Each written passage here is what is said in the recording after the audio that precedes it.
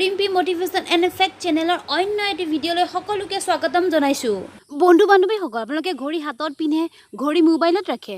এই ঘড়ীয়ে আমাক সময়ৰ সংকেত দিয়ে। এই ঘড়ীৰ লগতে মই আজি আপোনালোকক কেইটামান যোগ বিয়োগৰ অংক কৰি দেখুৱাম। এই অংককেইটা দেখাৰ পিছত আপুনি মোক কমেণ্ট বক্সত কমেণ্ট কৰি জনাবচোন, এনেকৈ বাৰু কেতিয়াবা ভাবিছিলেনে? আৰু যদি কিবা নতুন আইডিয়া আছে তেন্তে হ'লে মোক কমেণ্ট কৰি জনাবচোন।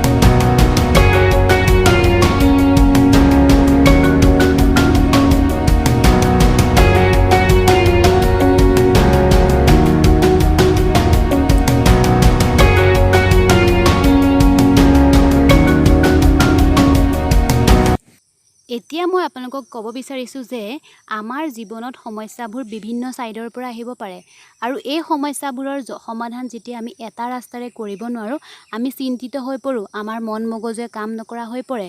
চিন্তা কৰি কৰি আমি ভাত পানী এৰি দিওঁ, চিন্তা কৰি কৰি আমাৰ কোনো কামতেই মন নবহা হৈ পৰে। এই ক্ষেত্ৰত মই আপোনালোকক ক'ব বিচাৰিছোঁ যে থমাছ এডিছনৰ কথা। তেওঁ এটা লাইট জ্বলাবলৈ কাৰণে 9999 টাইমছ তেওঁ ট্ৰাই কৰিছিল আৰু সেই শেষৰ যি চেষ্টা কৰিছিল তেওঁ সেই চেষ্টাত সফল হৈছিল। সেয়েহে বন্ধু বান্ধৱীসকল, মই ক'ব বিচাৰিছোঁ যে জীৱনত যদি এটা ৰাস্তাৰে আপোনালোকে সফল হ'ব নোৱাৰে তেন্তে হ'লে দ্বিতীয়টোৰ এটাও পৰিকল্পনা কৰি থ'ব লাগে। সৰুতেই কুঁহিপাতত পঢ়া কবিতা এটিলৈ মনত পৰিছে। কবিতাটো এনেধৰণৰ: হেন জানি সাহ কৰি প্ৰাণ তাকি কৰা, একবাৰে নোৱাৰিলে 100 বাৰে কৰা। এইবাৰ আপোনালোকলৈ আগবঢ়াই অনা অসমীয়া শব্দটো হৈছে চিৰাচৰিত।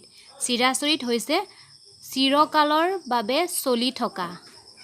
আকৌ লগ পোৱাৰ প্ৰতিশ্ৰুতিৰে জয় আই অসম।